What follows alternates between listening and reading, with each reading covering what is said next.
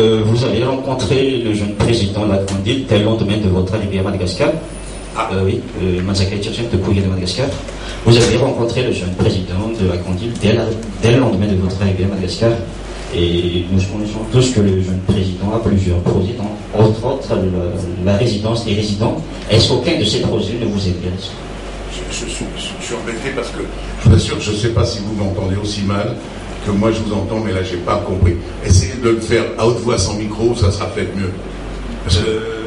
Lors de votre entretien avec le jeune président, est-ce que vous n'avez pas eu l'occasion de parler de ces projets, entre autres la résidence des résidents, ou est-ce que ça ne vous intéresse pas les projets du jeune président?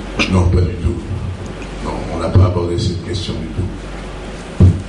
On n'a abordé aucune des questions qui étaient éloignées de ce projet-là. Alors après, on a bavardé comme on peut bavarder si tous les deux on se retrouve au bar tout à l'heure. Il m'a parlé de ses problèmes, de ses craintes, de ses envies et de la situation, je vous dis, avec beaucoup de lucidité. Mais il n'y avait rien d'autre, on n'a pas parlé d'autre chose que ça. Et les quelques hommes d'affaires malgaches, les quelques hommes d'affaires malgaches n'ont pas quelque chose à vous proposer? Pour faire des opérations, il faut être deux. Il faut quelqu'un qui est intéressé à le vendre et quelqu'un qui est intéressé à l'acheter. Et comme ce n'était pas mon cas, on n'a pas été plus loin. Il m'a beaucoup parlé de l'avion, parce qu'il sait que je suis un fan d'aviation.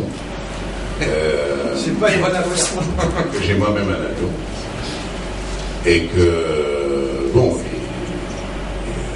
il veut mettre un terme, j'ai compris qu'il voulait mettre un terme à cette situation qui est absolument folle, quoi. C'est un truc